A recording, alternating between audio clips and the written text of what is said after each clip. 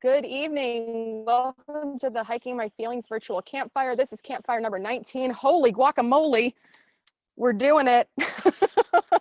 Oh man, I can't believe it, y'all. We started this like, 3 years ago? Perfect. So this is campfire number 19.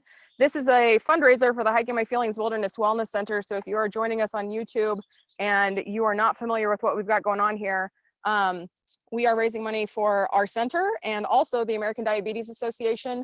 That organization is on a mission to improve the lives of people living with diabetes, whether that's type 1, type 2, or pre-diabetes.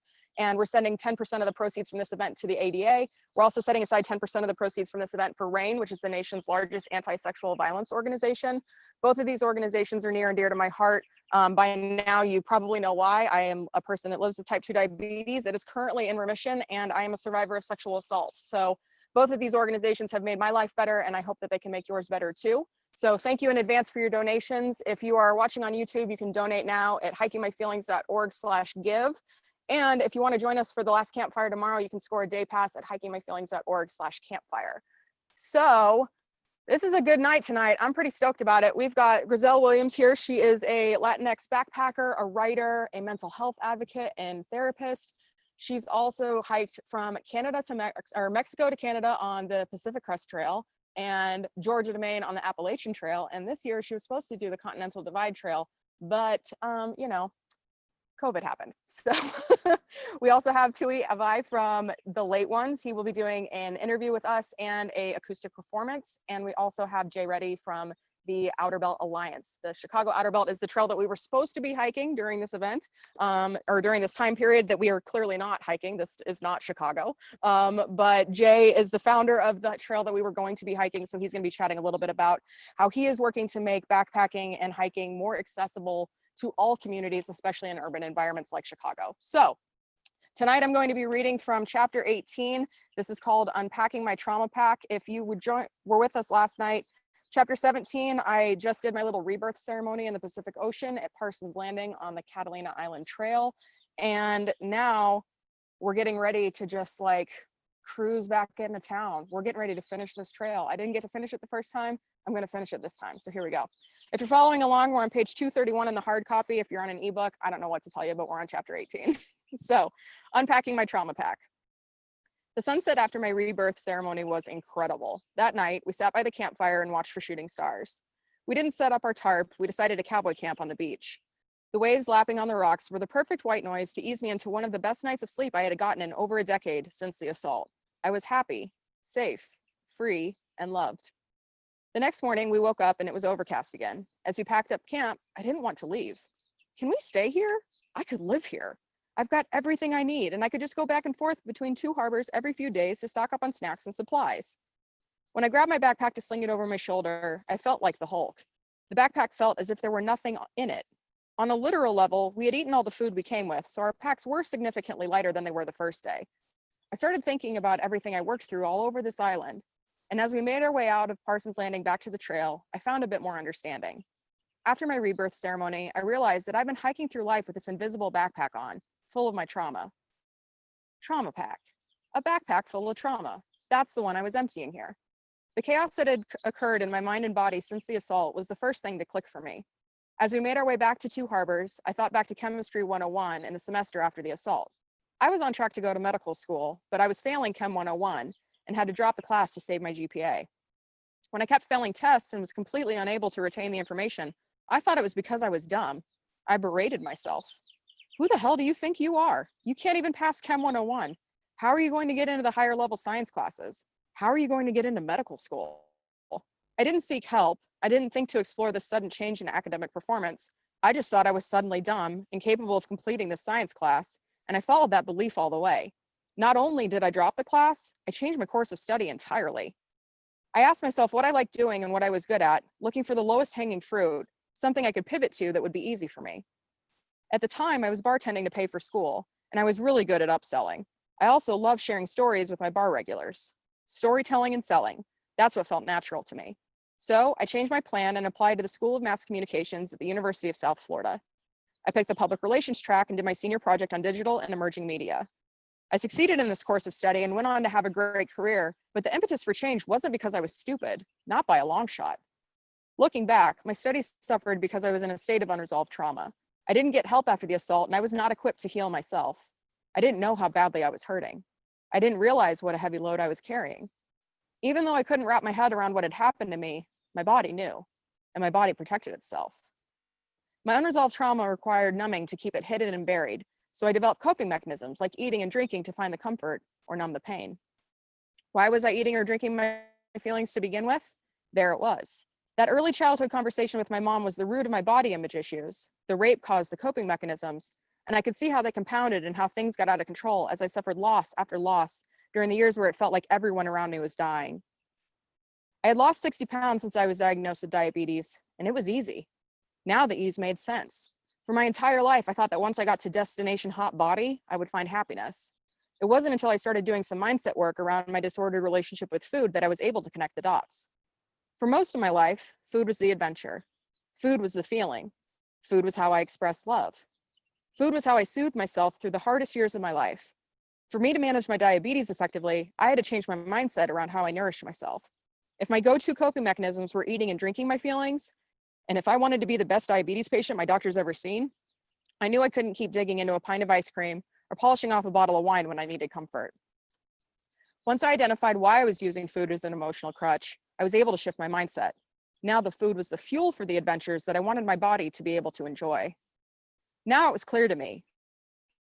When my mental health improved, my physical health followed. Happiness was never waiting for me on the other side of a perfect body. It was a byproduct of taking care of myself, mentally, physically, and spiritually.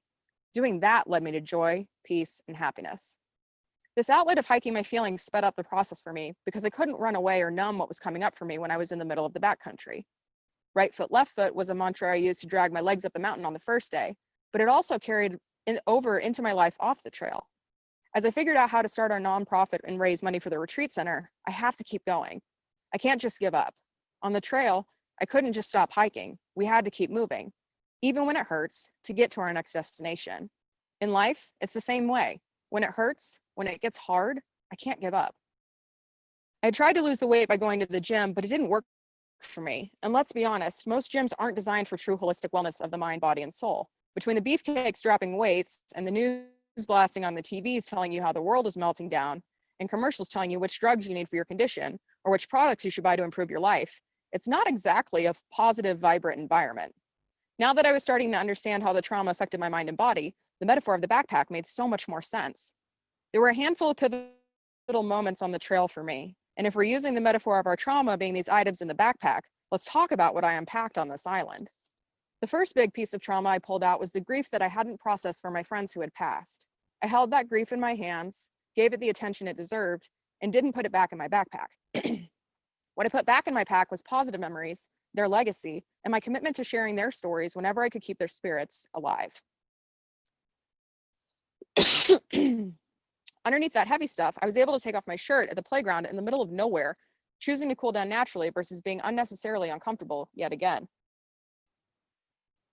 As I marched up one of the ridge lines between Little Harbor and Two Harbors, I was pulling out more heavy items, things people said I should change about my body that I physically can't or was tired of trying to fix.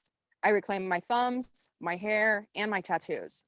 When I got done exploring that trauma, I replaced it with the positive things I said to myself, lightening the backpack once again. And in return, at the top, I felt powerful in my body for the first time. And on the way towards Silver Peak, the hard route from Two Harbors to Parsons Landing, I realized just how much of that stuff in the backpack wasn't mine. The first came into my head as my voice, my inner critic. Every time I heard my voice, I stopped myself. We don't talk like that around here, I thought to myself, and what would it feel like to let it go? Once I released those thoughts and vowed to never speak to myself like that again, when these thoughts came back around, it was in the voice of who actually said it. In those moments, I knew that these things weren't mine. They were other people's fears, insecurities, and projections. Since they were said to me by folks who were super important to me, whose words I treated as the truth without question, family members, coaches, mentors, bosses, select friends, and colleagues, I internalized those comments as my truth. Or they were said to me or about me enough times that I figured if someone wanted to take that much time out of their day to say these things, they must be true. I'm a kind woman, but I don't need to carry people's heavy stuff for them anymore. By the time we got to the top of that peak, I had tossed so much of the stuff that wasn't serving me out of my bag and replaced it with more love for myself, more compassion, more permission to continue to release these things as they came up for me. Underneath all the lies I'd been feeding myself, I found the biggest, heaviest piece of trauma in my pack, the sexual assault. Once I cleared the way to get to my ooey gooey center, my deepest, darkest secret, it wasn't so scary. I had so much practice speaking kindly to myself that by the time I got down to the sexual assault at the bottom of the trauma pack, hanging out in there like a cinder block, there was no way that discovery was going to take me down. Very quickly, that piece of trauma became the brightest light and the biggest source of understanding, love, compassion, and empathy for myself in everything that happened in my life, good, bad, or indifferent, since the assault. It was only heavy when I didn't know what it was. I didn't see it until I was ready. And by the time I did, I knew what to do and how to handle it. Pro tip: people don't like it when you give them back their heavy items. They gave it to you for a reason. Once those words don't control your every move, the folks who gave them to you will not be happy for you. They want you to be miserable too, and they want you to pass it on like the common cold. It's your duty to yourself to break the cycle. When you're in a constant state of trauma, constantly triggered, feeling fight or flight about everything, your hormones do wild things. Your cells become inflamed and your body retains weight. My coping mechanisms were bringing more disease upon a body that already didn't feel safe existing in public. Even when I thought I was totally fine in the years that had passed during the assault, I had that secret eating away at me. The outbursts my sisters referenced made sense. I still wouldn't classify them as violent in any way, but the out of character reactions had context now. I didn't know what was being triggered. Everything just felt out of control. I thrived in environments that required all of my attention. At first, that was my career. I wanted to get control of myself and my situation. I wanted to be able to provide for myself. I didn't want to have to rely on a partner for support. So I jumped into a career. I took on extra assignments and was happy to be the first person in, last person out. And I was rewarded heavily for my work ethic, promotions, raises, and unique opportunities considering how junior I was. Between my people-pleasing tendencies and ignoring the trauma, I was a pressure cooker. Everyone else came first, and on the rare occasion that I would put my needs first and get called selfish as a result, I had a visceral reaction to it and dug my heels in further on neglecting my needs. I showed up for everyone always, but couldn't ever show up for myself. Not surprisingly, this behavior got me places too. Being available for everyone all the time is a great way to get invited to brainstorms, exposure to senior leadership, and FaceTime with clients. It also rolls out the red carpet for emotional, physical, and spiritual burnout. As I earned more responsibility, my death grip on my life tightened even more. As more and more people relied on me, I was harder and harder on myself. I was almost crushed by the weight of the impossible expectations I had set for my life. At the same time, it was impossible for me to see further than a year or two into the future. It was scary to make plans since mine were so violently ripped out from underneath me. I heard Barry up ahead of me and came back into my body, shifting out of dot connecting mode. Even though this last day on trail was flat, I was exhausted. My brain was doing most of the work, connecting the dots on all the seemingly unrelated events that had occurred since the assault and over the course of our 2 hikes across the island. It really did feel like a victory lap, and as we passed mile marker 33 of the Trans-Catalina Trail, I paused and cried. This was the mile marker I was most looking forward to on this trail, celebrating the farthest I had ever hiked, my 33rd birthday, and a new commitment to myself from this trip moving forward.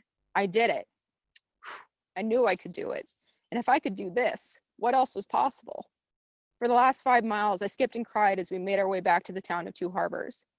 I wanted to sprint because I was so excited, and I wanted to stop and sit down because I didn't want this experience to end. Barry and I stopped right before the last turn into town and hugged. "I'm proud of you," he said one last time, hands in my face. He pulled me in for a kiss. I sniffled so my boogers wouldn't interfere with the kiss. "I'm proud of me too," I whimpered through my tears. Well, I knew I had learned a lot of step in my healing journey, and I knew it wasn't the last. So that is chapter 18, trauma packs. So let's see. I want to share a little bit of fun stuff with you. So I've mentioned a couple times that we're launching a course, and this is the next step in the Hiking My Feelings world of everything going on. So this is Blaze Your Own Trail to Self-Love. The adventure begins on June 28th. So this is 12 weeks of guided self-discovery with a weekly hiking progression, community support, and deep healing for your mind, body, and soul. So what does that mean? Let's talk about it.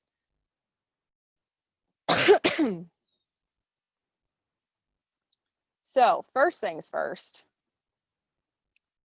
we are talking about all the wonderful things that we are doing here, and the inspiration, intention, and integration are three of the things that we care most about here at Hiking My Feelings. So we are just, this is what we were rooted in for Read and Reflect. So if you participated in Read and Reflect, that's our once yearly free series where we dive deep into the book and we talk about all the lessons learned along the way. We go through the journal prompts together. We have a weekly Zoom call. This is building on that. So we are really excited about bringing this into a new space for us, in that month one is all about inspiration. So let's take a look at your story. Let's turn your pain into power. Month two is all about intention. So what does it mean to dream as big as you possibly can? Because we can see your vision and we want to help you get there. And integration takes all of the lessons that we learned along the way on the trail, everywhere else, and puts them into perspective for your life. So number three, 12 weeks of guided self-discovery, inspiration, intention, integration, and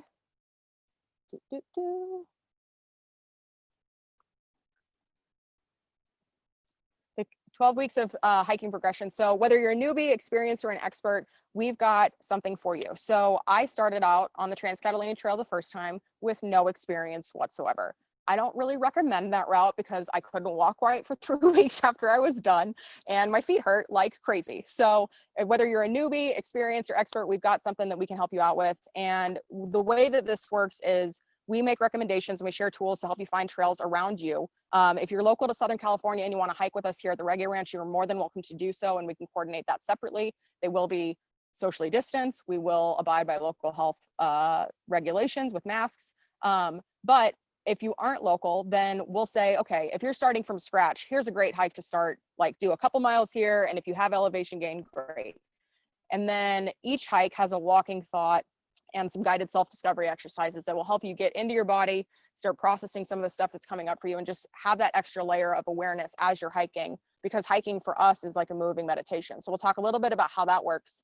And then when we come back together, the next part of the program is community support. And with the community support, we have family meetings, we have support squad and all that stuff. So every week after we get done with these hikes, then we come back together and we talk about what came up for us. So family meetings, these are like what family meetings should have been when we were growing up, a safe space, judgment-free, to process what's going on in your life.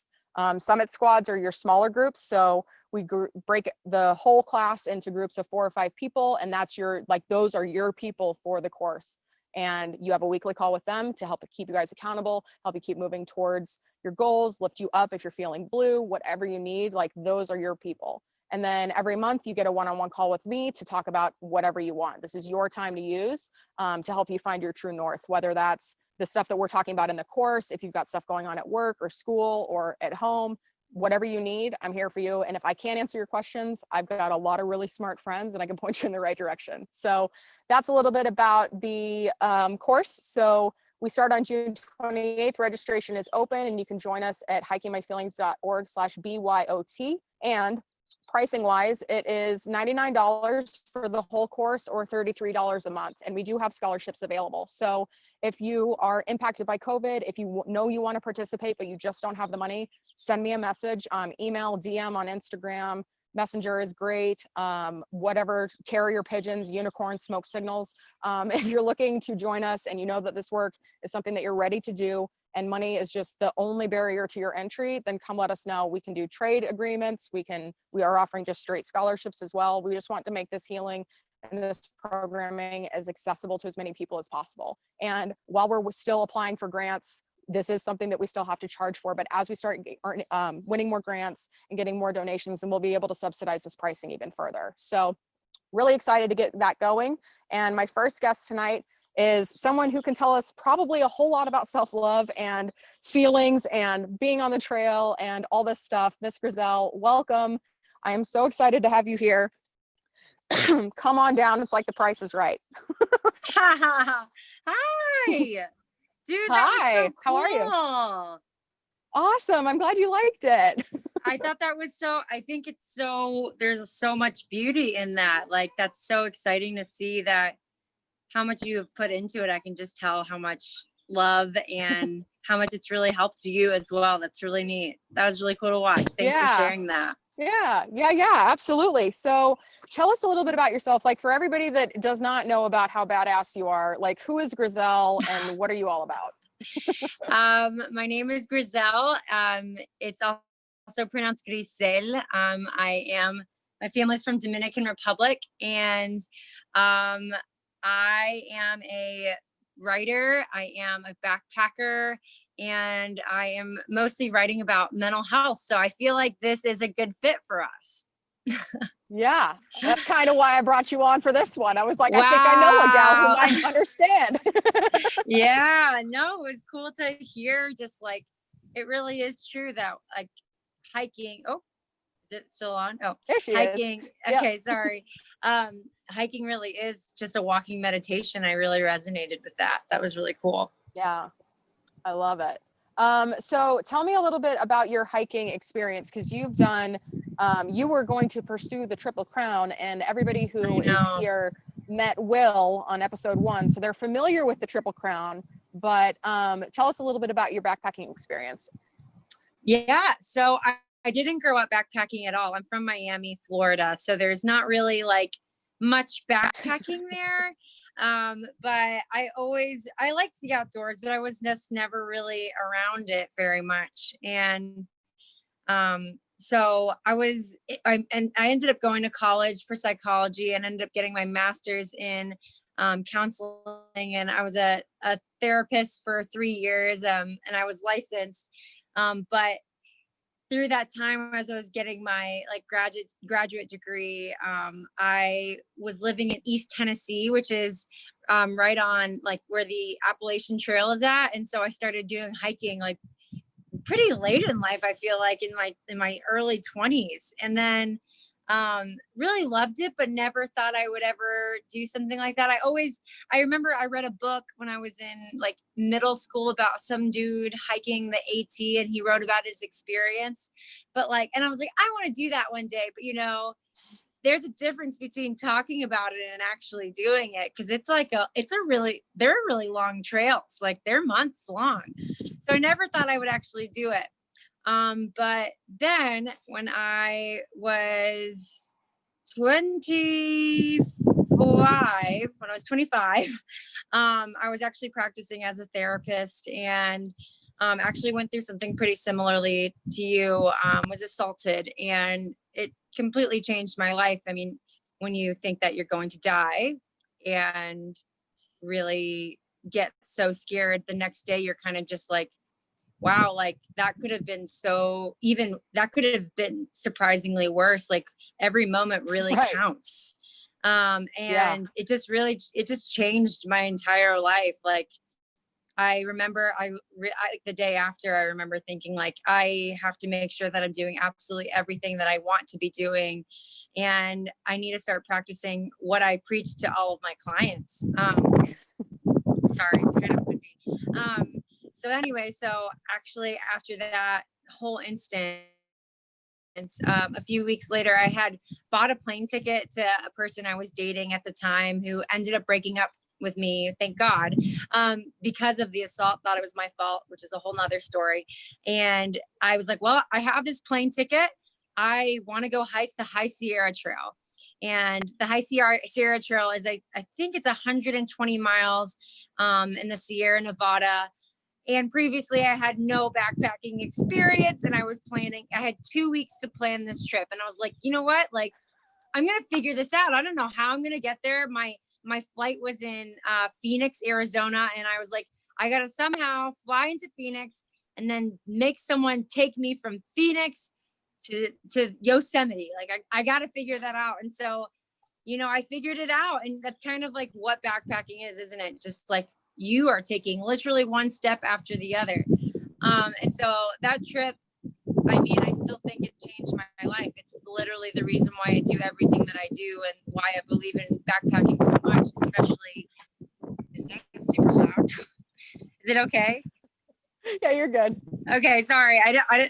There's a huge gust of wind. But yeah, so I ended up hiking that trail, and like, just for the first time, like grieved, like really grieved, not just like what had happened to me, but like a lot of things. I really, really needed to grieve from my childhood. And it was really tough. It was really hard. It was not the funnest hike, but it was a life-changing hike. So after that, I actually ended up quitting my job as a therapist and really just thinking like, what do I actually want to do with my life? And I was a full-time musician as well, was doing both at the same time. And I was like, I think I want to be a writer. I think that that's what I need to be doing. And I want to write about mental health, and I want to write about backpacking. But I didn't know what that meant. No one knows what that means when you're doing it. You're just like, yeah, this is a good idea. I guess I'll do it. And so I was living in Nashville, and I was working at a brewery, bartending, and I signed up for this thing literally on Instagram called Through Hike Syndicate. Have you heard of this? Yeah. Yeah. So I signed up for Through Hike Syndicate, very just nonchalantly signed up for it because I was like, that'd be kind of fun if I could get it sponsored, because like I can't afford going on a through hike. So I was like, okay, well, I don't know much about backpacking, but I'm going to go on this through hike, or I'm going to sign up for this through hike. And then they ask you all of these questions, and they're like, well, which trail do you want to do? And I was like, well, what's the hardest one? Which one's the longest and the hardest one? So I was like, I'll just do the PCT. I feel like it's the hardest. I had no idea like what these trails meant. I had no idea. And then I ended up getting the sponsorship, and I was like, holy hell, I have to hike this trail now. So that's how I started backpacking. And I was so excited, but I, again, didn't know anything about backpacking. If you've done like long distance backpacking versus like weekend backpacking versus even a month backpacking, there's so many different types of backpacking. And this was definitely by far the most extreme. And I actually went south. I started in Canada. I was going to Mexico. Yeah, because I'm a loner, and I love being alone, and I wanted that kind of like meditative experience. But let me tell you, the PCT was one of the hardest things I've ever done. And that was in 2018. I was able to do that. And then you get hooked, you get the bug. And then in 2019, I was able to hike the Appalachian Trail, which was that was hard. That was a lot harder than the PCT for me. And then I was hoping to hike it this year. And through that experience, I've been working on just like writing about what hiking does for me, and hopefully similar to you, just hoping to like use our narratives to touch other people so that can bring up what's been going on in their life, so that they can also work on being okay with the messiness that's inside, because life is a messy thing, So yeah, that's kind of like a very general overview of the last 3 years of my life. That is so great. Do you have any, like, what was your favorite part? And I'm sure there were plenty, but what was your favorite part of the PCT, and what was your favorite part of the AT? Oh, favorite parts. That's so hard.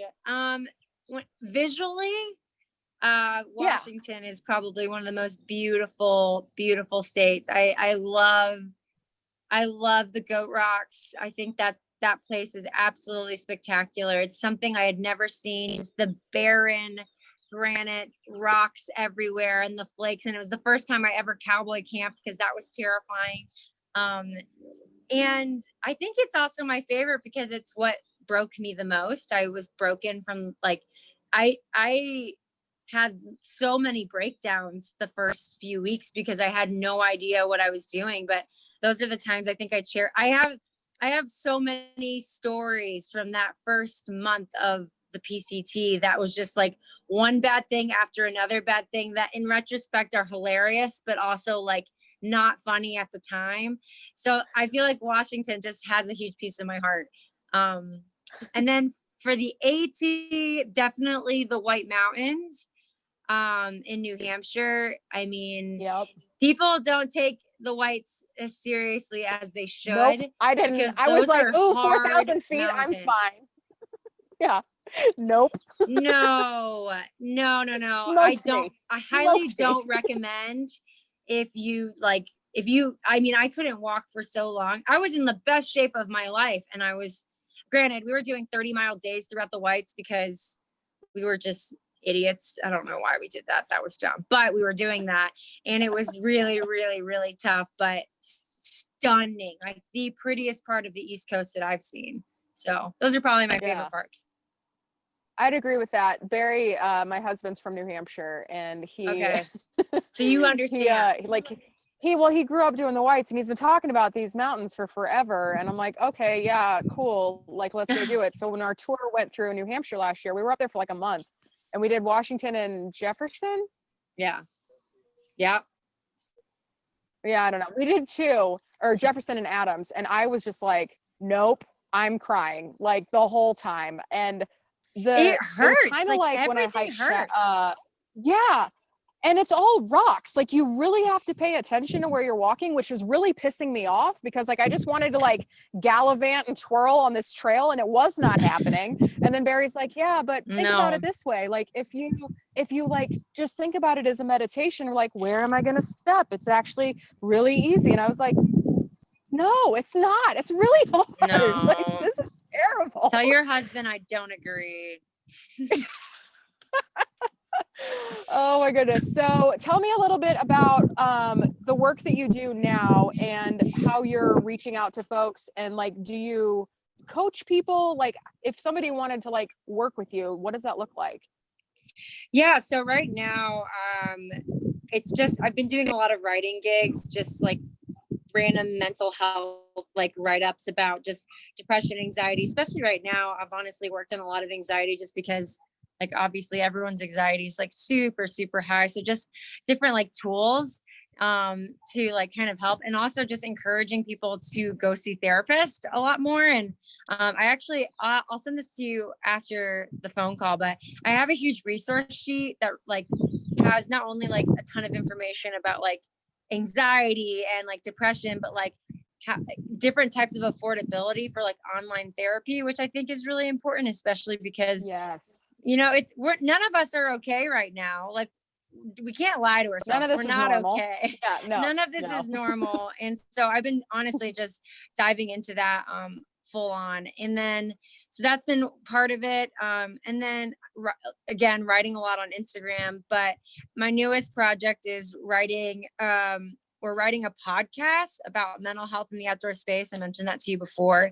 And just to like, let's just talk about like normalizing depression, anxiety, because at least for me, as someone who has chronic depression, like I felt like something was wrong with me for like my entire life. I thought something was wrong with me, like legitimately wrong with me. Like I've been told I was crazy, or I was emotional, and I was like, or I was too much, or I was an emo kid. And there's all of these names that we hear in society.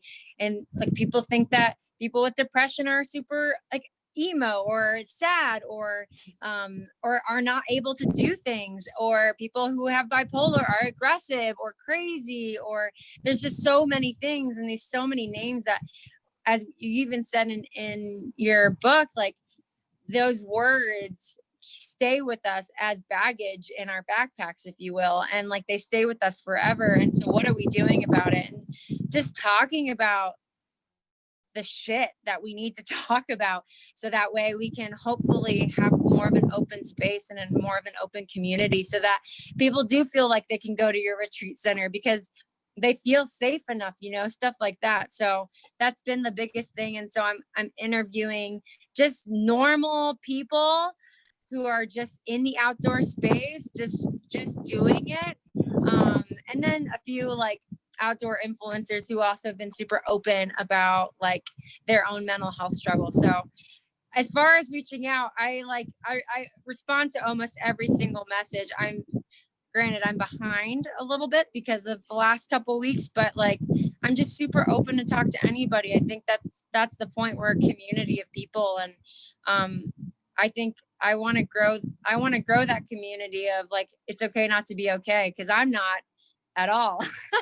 I mean, I do my best, but I take it day by day. That's all I can do. Yep.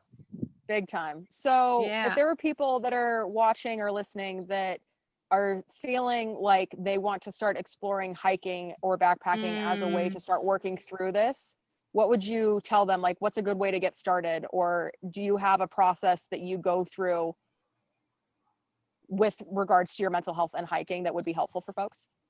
That really depends also on like what kind of, if you are struggling with any kind of mental health issues, definitely like talk to a therapist first. Like again, I just think it's so important. Make sure safety is like so big, like in the outdoor space. As someone who has depression, when my depression is triggered, it can kind of take me to an unsafe space mentally, which makes me like not have it can harm me cognitively. Like it's hard for me to make certain decisions. So like first is safety. I think another thing is like backpacking is one of those things that I think people think they can't do because it feels very scary. But I think the biggest thing is like you're stronger than you know, especially if you have any type of mental health illness at all. Like you're already coming in pretty strong because you have to live with something every single day. As you know, like you live with something every single day. So if you are getting into it, like you can totally do this, and you can be outside by yourself, and you can like process these emotions. It's really scary to talk about these emotions, but once you do, you feel better. That's a science, you know? And then I guess my other thing is do it with someone that's more comfortable at it than you. That's how I got into backpacking. I went with my friend Sarah, and I had no idea what backpacking was. And just because she had more knowledge than me, she made me feel really comfortable. And for me, I really like valued going with another female just because that made me feel even like safer almost, that like if she can do it by herself, maybe I can do it by myself. Right. Yeah. And now I hike by myself all the time. So I know that solo hiking is something that a lot of people are scared about, particularly women, especially survivors of trauma. So any True. tips or pointers other than just like go for it? Any ways to psych yourself up or resources that might help you like wrap your head around what it means to go hike solo? Yeah. It really also, if you are a victim of trauma, especially sexual assault, like I would say know your triggers. Know what triggers you, and know your safe space as well. For me, like I still have a very mental safe space of like if I get triggered, which can happen like very randomly, like smell can kind of trigger things. So for me, like making sure that I know where my safe place, which is like a type of meditation, that like a lot of good breathing techniques and some grounding tools. So I think that's one thing. And then baby steps, I think, like it doesn't have to be like, you don't have to go to Yosemite to go on your first hike. You can just go on a walk by yourself in the park with your phone, like, and feel like those safety, and then like maybe go a little bit longer. It really also depends, because I say that I'm not that type of person. I'm definitely like an all or nothing kind of gal. I've always been like that. So really, like, yourself better than anyone else does. So just listen to your body and listen to your mind and what you need. Because you should trust, especially as any sort of victim, like yourself better than anyone else does. So just trust yourself more. And then if I don't really recommend like weapons, but like carry mace if that makes you feel better. I personally don't, but that's also come from like years of doing it, and like being able to read body language, and also checking out what kind of trail I'm hiking and what community I'm around. I personally feel way safer in the backwoods than I ever will in the city. And that's something I tell myself all the time. The likeliness of something happen, not to dismiss, because last year on the AT there was some violence on the trail. So Yeah, not to dismiss that, but like just know the trails that you're going to, I guess. I dig it. So what, I think I need to sneeze. Nope, it's gone. Okay. Oh dear. So when it comes to like the events of the last couple weeks, is there anything on your heart and mind that you'd like to share or speak to, just with everything that's going on in the country, and the outdoors, and how we can make this more accessible and more safe, for more inclusive for people?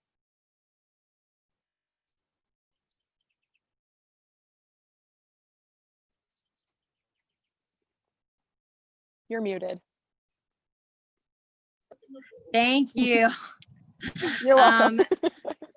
I was like talking, so that's good. I would say like education is probably like the biggest thing. It's something that I'm like making so much efforts every day. Like even as like a brown person, like, sorry, for some reason. Okay, sorry. Sorry, there's a lot of people that just came here. I live in a van, so it can be kind of difficult to find like alone time. Yeah, I think like education has been probably like the biggest thing for me. And yeah, as a brown person, like I know that I have racist tendencies, and I think that anyone and everyone has racist tendencies, and to just check in with yourself more. I mean, it's kind of like everything we've been talking about today is like mindfulness and like knowing your body and like being aware, really being aware of your body, and being humble enough to be like, hey, like I'm not perfect, none of us are. What am I doing to like work on myself, to better myself, and to like elevate other people who are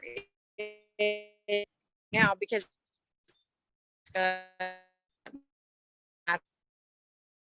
like Black people are totally being re-traumatized every day. And if you are a victim, so many Black people are going through that. Like, what are you doing so that people aren't re-traumatized? I would say that's probably the biggest piece of advice. Yeah, I think does that answer the question? Yeah, sorry, it was just cutting out a little bit as you were walking around, so I was having a hard time following, but I think, yes, it's probably definitely does. Okay, let's see. So if anybody in the Zoom has questions for Grizel, feel free to hop on and put on your video. She has a wealth of information when it comes to backpacking and mental health and all that fun stuff. So tell us a little bit about your life in the van. How long have you been in the van? Because we're van lifers too. So how long have you been in the van, and what's your favorite part about van life? I've been in the van for 3 years now. Favorite part, I love the simplicity of van life. I love that you're mindful of everything. You don't use extra water because you don't want to refill your water. You're aware of if you are in a partnership in a van, you're way more aware of your partner because they have needs as well. I really love mindfulness. And I think as someone that has depression, mindfulness is like probably the hardest thing that it's the thing I struggle with the most, is like staying present and staying like grateful, and like that kind of like talking down, because I tend to catastrophize things when I'm triggered or whatever it is. Yeah. So relatable. Probably, yeah, it's very, very real. So I really, really enjoy. It's probably something I'll probably miss the most. We're actually in the process of moving out of our van, so in the next like few months. So it's a big change, but honestly, like my real talk, my anxiety's gotten pretty high over the last like few months being in the van, just because of just everything that's happened in 2020 and with COVID. And we've kind of realized that we should probably not be traveling this year as much as we have. And so we're setting roots down in Moab because of anxiety, and just trying to like just level out for the rest of the year, just because so much has happened with so many people. So, but I will miss it. I mean, I also love our van. My partner is a fantastic builder, and he makes bread in our van because we have an oven. So You're fancy. We're fancy. We have a whole setup. I could totally show you, but it's an absolute disaster. So when I moved into the van, I realized how much clutter caused me anxiety because there wasn't any. So the absence Yeah, of it just like, totally. it was like weight off my shoulders. It was so wild. Um, Yeah. for folks, and I've like, people have asked me about living in a van, but like I'm really fortunate and thankful that we have this space here where we can park and not have to worry about like the traveling and where do you shower and how do you sleep, especially because all the gyms are closed. Like we would be real stinky by now if we were still on the road. I get it. Um, I am. Thanks for asking. so for anybody that's interested, because you guys have been doing the van life thing for a little bit longer than we have, for anybody that's interested in making that transition, tell us a little bit about how you went from non-van life into van life. Like what was that journey like for you? Yeah, I actually did it alone. My partner and I had just met like the week I bought my van. And it was actually the same week that I quit I made a lot of life changes that week, or like those within that few weeks, just because of everything that happened. I was like, wow, I've always wanted to live in a van. I knew I wanted it. And I was like, I just feel like that would be a good idea. Like it's very simple. And I've never had that many possessions. Honestly, shopping brings me anxiety. So I don't like to buy things. So I have to admit it's probably easier for me than it is for a lot of people because I didn't have much. I did have a lot of music stuff, was the hardest thing for me to get rid of, just violin, keyboard, sound system, and all that.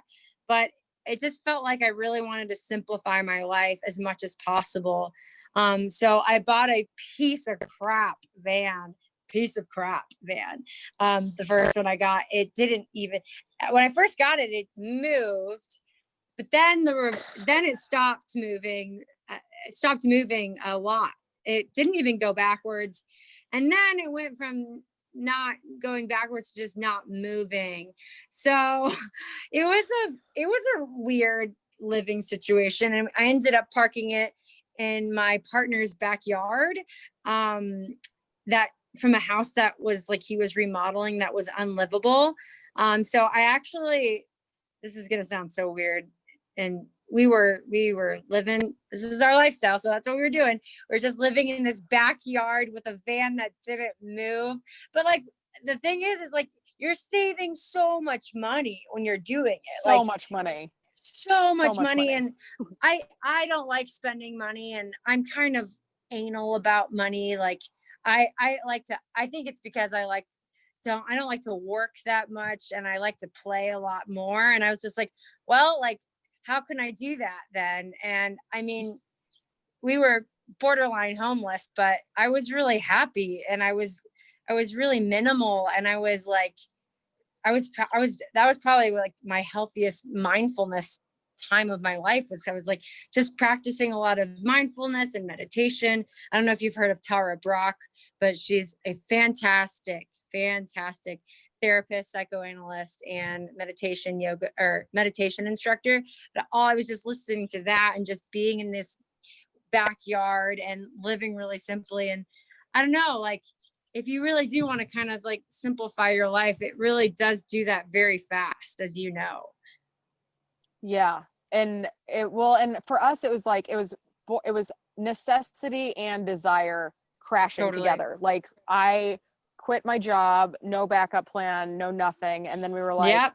okay, well, what do we like? We don't have a lot of savings. We don't have Totally. like, we're not trust fund kids. Like there's not like, we're not just like sitting on a pile of cash like Scrooge McDuck. So how do we No, yeah. extend what we do have to go do what we want to do, which was everything we're doing now.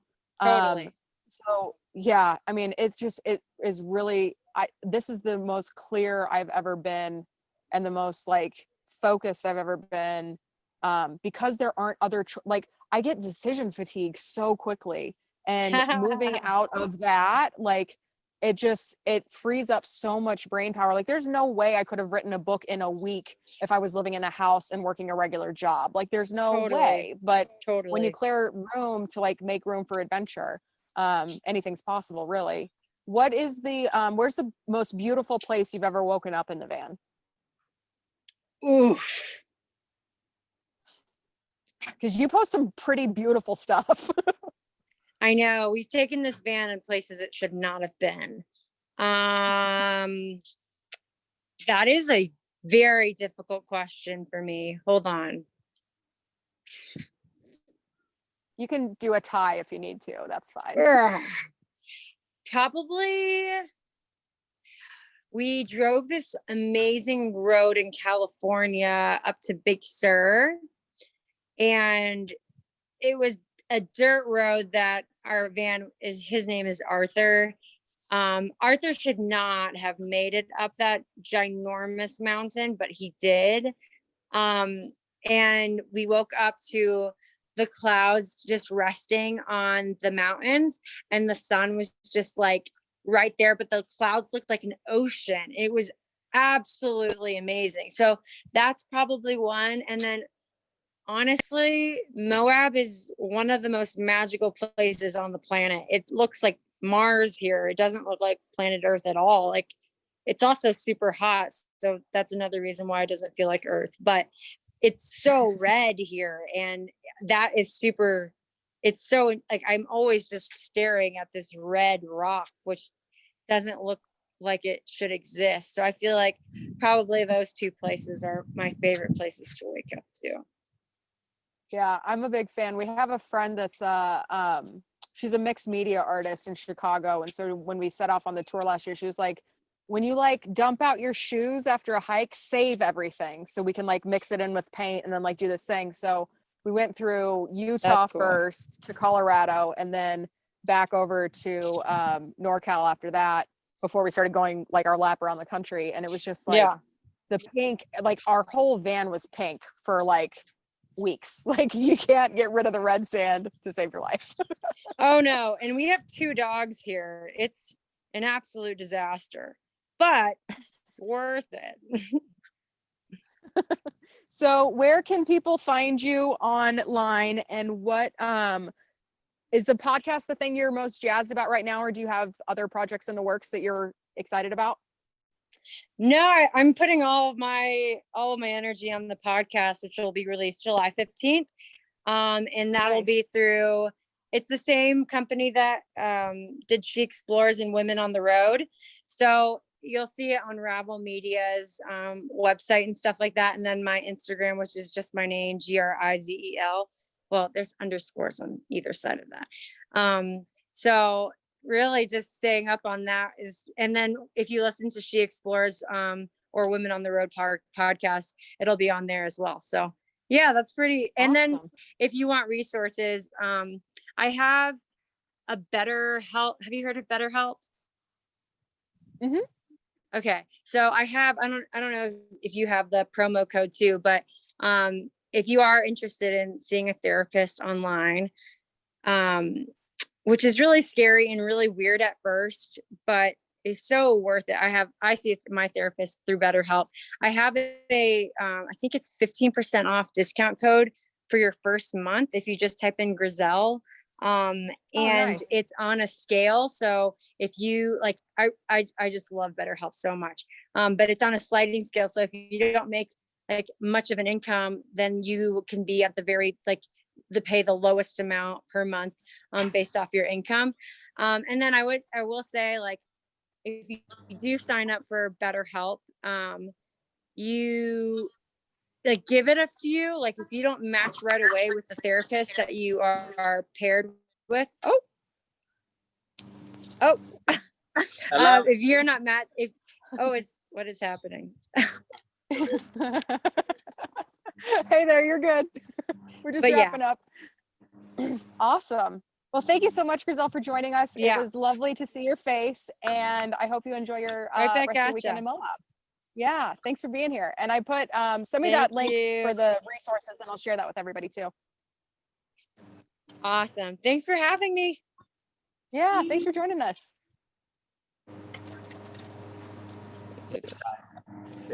Hello. How you doing? You? I'm good. Good. Nice to see you.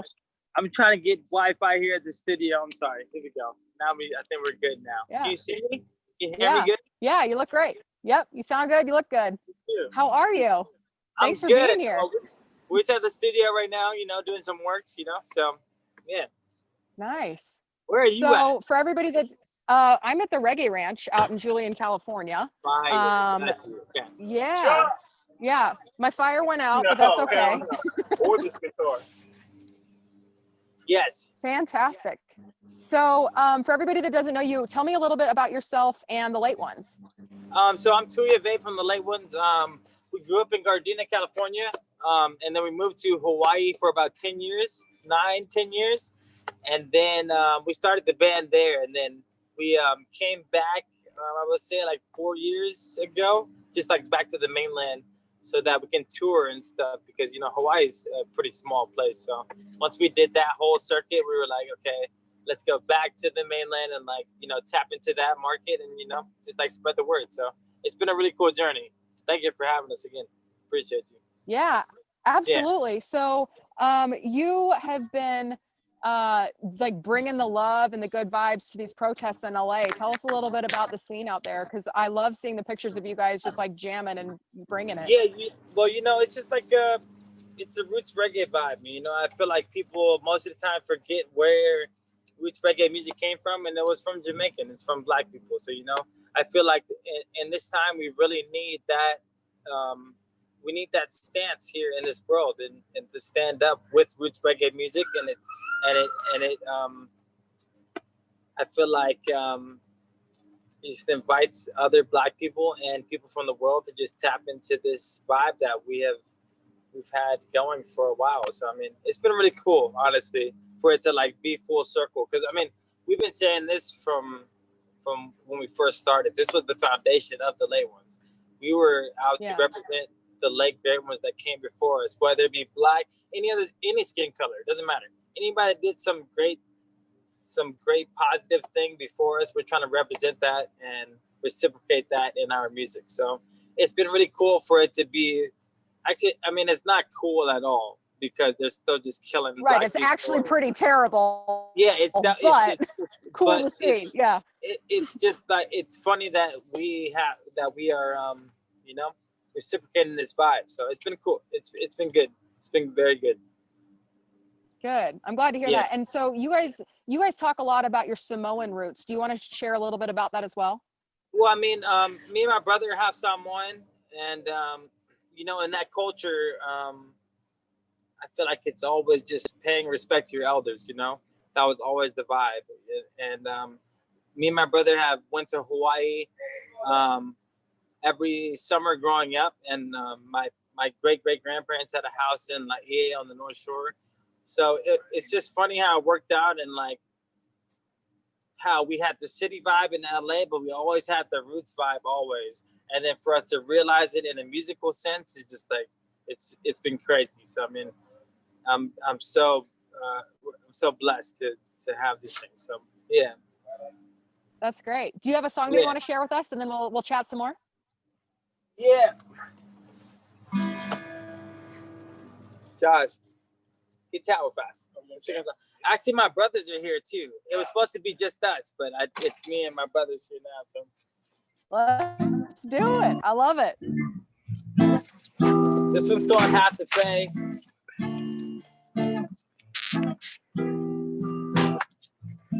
Yes, this was for George Floyd. Hey.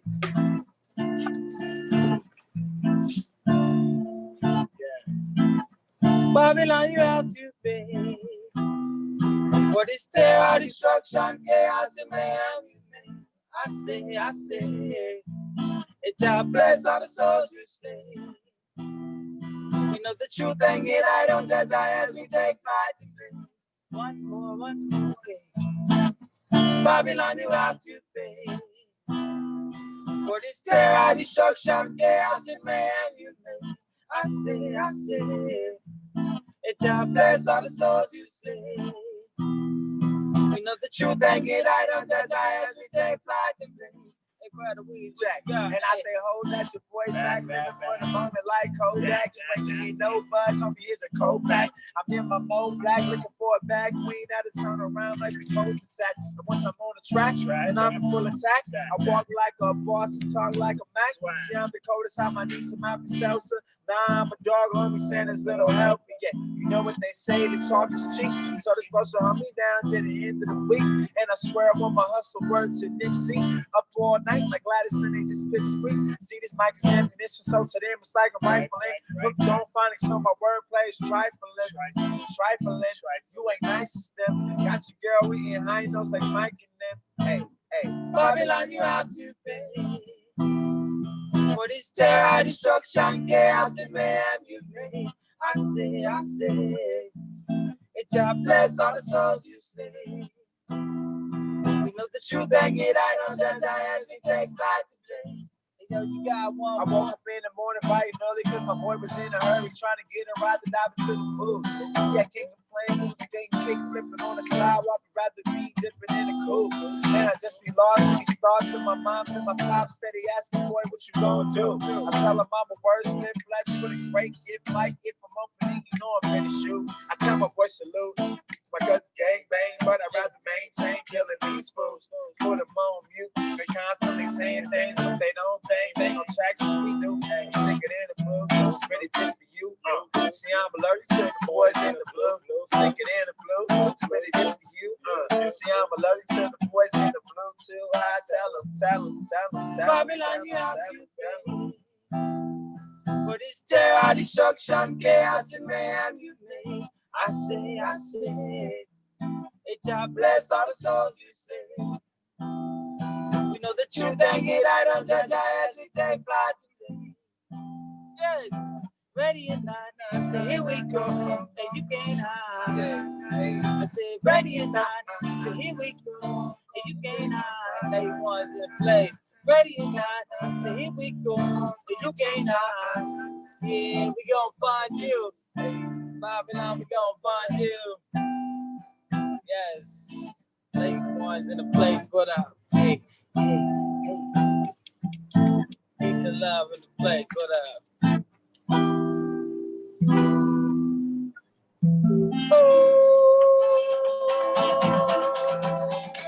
Yes. Thank you guys. Thank you so much. Thank Appreciate you. Thank you for having us. Dang. Real straight up. Yeah. Well, thanks for being here. This is amazing. I'm so excited that we got all of you too. Yeah, I know. It was. So- I didn't know we were all going to be together, so here we are. Such a lucky grab. I'm stoked. So what are you guys working on in the studio right now? So we're working on the mixtape after the album. So, trying to forward the vibes fully. Keeping the future in mind. So, never stopping. We're always creating music. So, that's just what we do. It's our job. It's like I feel like it's really a 9 to 5 type thing. So, we're really getting it in all the time. So. Sweet. So what was the last live show you played before COVID happened? We were in Hawaii. Okay. And did we play one show? Oh yeah, Big Island. We played one show in Big Island, and then after that, then they shut the whole thing down. So it was really weird, and now we're still trying to adjust to even touring after our album comes out or our EP, whatever we decide to do. So we just have to take these things into consideration. So it's been kind of weird, but we just been trying to adjust. Which life is about adjusting, basically. So That's right. So what's your biggest inspiration when it comes to creating new music? You know what? For the late ones, and I think for all of us, roots reggae has always been the foundation. I feel like, and oldies music, and hip hop music as well. Just those three things I feel like are definitely the late ones' foundation. Roots reggae, hip hop, and oldies. I feel like that's our vibe. Because we represent the ones that came before us, so it only makes sense for us to have that vibe. And it's funny to have it because it's so full circle. I'm like, man, this is crazy. It's crazy. But, So do you guys spend a lot of time outside? Do you guys go hiking or do anything fun in the outdoors? Oh, dude, hiking most of the time, especially in Hawaii. We're in Hawaii, definitely just getting outdoors in that salt water, Here it's a little bit harder, Mhm. especially with Corona. But you know, we always gotta find that salt water for sure. So and Mango Mondays too for sure. You know, yeah. Yeah. So we've had a couple great guests. So we had Zion. I was on my birthday. Natalie Rice was really? on earlier this Nice. week. Yeah. So Nice. some of the conversations we've been having is about the opportunity that we have in this moment, as chaotic and as unfortunate as it is. It's also beautiful and an opportunity to create new worlds and really just like Yes. build what we want to see. So what is your like dream world look like for the Well, future it's of funny. the late ones and also just the world we live in? Yeah, it's funny that you just said that because on the way over here driving to the studio, I was thinking about that. I'm like, you know, the perfect world would be for money to be gone. I feel like the first step is Yes. for money to be like, the earth is giving us so much. We can eat food. We'll eat the food that grows from the earth, and then we can just like live from there. Like what is going on? Like I feel like the basic necessities of life have been exploited. Like just to eat, like is just like you have to spend money, but you really don't. Like you can just grow the shit. Right. And like, Yeah, I don't know. that's one of the things. That's one of the things Zion and I were talking about was like, what would be possible if everything just went back to like energy exchange, barter. We don't need Barter. money. Like we can grow our own food. We can just like show up and bring our gifts to whatever community we live in. Like that's what we're building out at the Reggae Ranch. Like that's the world I want to live in. So what are some of the ways that folks can start to think about this if they've never like considered that there could be a different world? Look, if they've never, the first step I would say is just grow your own food. Start a little garden, like a little garden for yourself, and just like see how much cost you save a month from like you having food to eat that you grew. Like I don't know, it's really simple to me. But what do you guys think? You nailed it, bro. Yeah, I think you just nailed it. Yeah, I've that's nailed it. exactly what it is. I'm president. Throw your own President. But I If mean, you're you know, that's president, like I want vice. I'm in. it's a very simple step that everyone can take within their families just to grow their own small garden for their family. Like I feel like, you know, like front lawns, and it's just like perfect. They want it to look perfect, and just like, bro, just imagine if you just like grew food within that space, like how much money you would save. Yeah, Or, you know, you can just like, it's a full. I don't know. That's just one of the steps, though. Yeah. Yeah. What do you think? So what do I think? I think Yeah, what do you think? money needs to go away. We already built our garden, so we're all in on that. Yes. I really think like this is a extremely unique opportunity for everybody to just kind of shut up and listen if you're not Black, like, you know, like just take a breather and like and let you guys lead, right? Like there's no, I don't need to go create my own stuff. Like there's already like the Black community has been so creative and resourceful, and there's really no reason for us to recreate what you guys already do so well. I think it's just time that the tables kind of flip a little bit, where we're not the ones running everything. You know what I mean? Like I want more people at like my table is like the most diverse table I've ever seen. Like I want everybody, no matter what you look like, where you're from, who you love, how you show up, like that's the world I want to live in, and that's what we're trying to build here. So yeah, thank you for sharing about that, because I know there's been a lot of stuff going on, and I don't know if you guys want to talk about the sponsorship stuff that's been happening with you, or that happened I think last year, because you guys were with. I'd rather not. I mean, I feel like us as a group, we'd rather not, because I mean, in some light it does highlight what's going on nowadays, but I just feel like that as a group we're just moving forward already. That's like definitely in the past. We've already gone past that. We're good. So I mean, either way, sweet.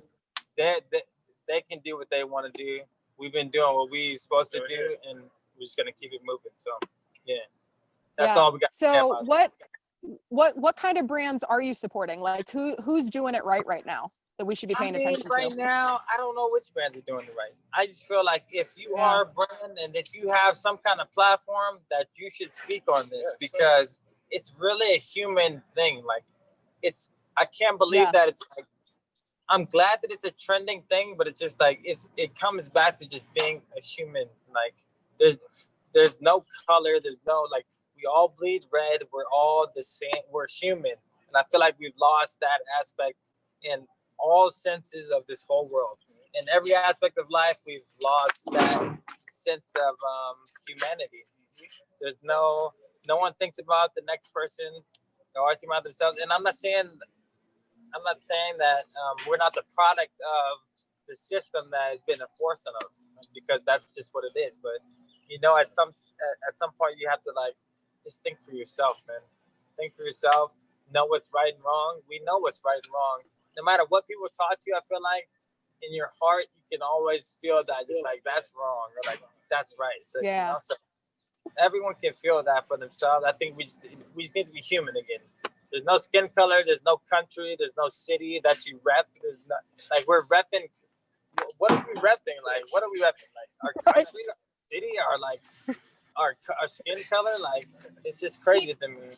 The basic necessity is that we need to come back to being human. That's it. I love. Yep. But that's just big me. fan. That's Well, that's the world I want to live in, and the comments on our Zoom chat are like, "Yep," and into that. That part, definitely. That part. Trying to bring that around. And I mean, sometimes I feel like. Oh, go ahead. Go ahead. I'm sorry. No, go ahead. No, please go. Please go ahead. I've been talking too much. No, you said sometimes you feel like what? I mean, sometimes I feel like it's just separated. No one's ever thinking about the basic things. Like, I feel like we have to come back. We have to unlearn a lot of things. Just come back to those basic, not primal. I wouldn't say primal instincts, but just like the basic, just humanity, man. We're just all. I can't believe that's coming to this point. Well, I can't believe that we have to deal with this at this point. You know, that's another thing. What's dumb? Well, seriously, like it's a long time coming, and I'm thankful that it's happening. And like, honestly, considering everybody's at home in quarantine, not doing what they normally do, they can't run from it. But that's also really alarming, because I'm just thinking about like the mental health in this country. Like, before any of this other stuff happened, like COVID was wrecking people's mental health. Let's be honest. Like, if you don't have your coping mechanisms, if you can't go do whatever you do to like feel your feelings, it gets wild. And then all of this, the uprising on top of it, like, it's simultaneously tragic and beautiful at the same time, I think, because we have a really big opportunity to actually change some shit around here. Like, borders are dumb, like lines on a map are stupid. Like, what are we, like, honestly, what are we doing? You know? I feel that fully. I feel like we're fully on the cusp of like, either we're gonna change it fully or we're just fully gonna be fucked. Like, I'm sorry to cuss, I'm sorry, or we're just gonna be like, no, it's either gonna be very good or very bad. And like, I don't know. It's a blessing to be part of that cusp and like trying to make people realize, like, you know, it's just good and evil, man. That's all it is, man. You gotta just feel it within yourself, you know. Everyone knows what good and evil is, but they just tend to disregard those feelings, or just like put them aside for money or for whatever power. It is. I don't know, just to gain more. But yeah. Well, and it's like, and it's just, it's frustrating, because it's like none of it's necessary. Like the constructs that we've come up with, like, it doesn't serve anyone except for a very small percentage of the humans on this planet. Like, everybody else is in the same boat. One of my friends posted something the other day. She's like, just so you guys know, like, we are all a couple months away from being completely homeless and broken, more than we are a couple months away from being billionaires. In case anybody was wondering, like, I think that there's a large section of the American culture that is like, my big day's coming, like, my paycheck's it's on its way. But like, how many people actually see that kind of abundance in their lives, like, monetarily? Not like, a lot in comparison to the general pop, you know. I mean, and that's why I feel like it's such a radical thinking, but you know, the whole system has to fall. It has to be a whole new thing, man, because that thing was written with slavery in mind. So I mean, anything written with slavery in mind Yeah. is nothing forward. So I mean, how can Yeah. we're living those laws right now still. So it's just crazy to think about. But yeah, you know, it can get really deep. But you know, and it is really deep. And I feel like I'm glad to talk about this with you because you know, a lot of people are really surface thinking, and they believe what people tell them, and you know, and we have to dig deeper than that for us to go forward. So you know, I'm Well, and for I having just think me. about like, yeah, like I'm not planning on having kids. That's not on my life plan, but I'm thinking about like, what do we tell the future generations about where we were in this moment? Like, what side Yeah. do you want to be on? Because this is a huge moment in history globally. And Yeah. I just like the short-sightedness of all of it. Like, it's not a temporary fix. It's going to require a major overhaul. And we've got to sure. like find the balance between the fight and the rest, because like there's no, it's everywhere and it's not unique in any stretch, but this is legit a marathon. It's certainly not a sprint. And it's just wild to see how it's all playing out. But so do you guys have another song that you'd like to share with us? Dang, my brother just went in. I could play one maybe for you guys. Hold up. Give me 1 second. So, Yeah.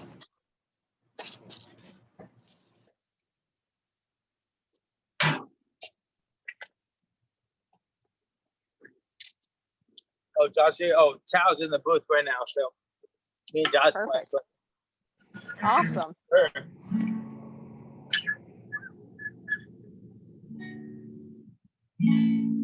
Small line.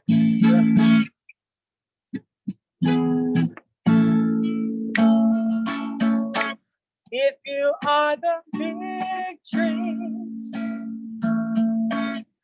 we are the small rats, sharp and ready to cut you down. Sharp and to cut you down. Oh, here you go. There you go. Why boast in thyself? Oh, evil man.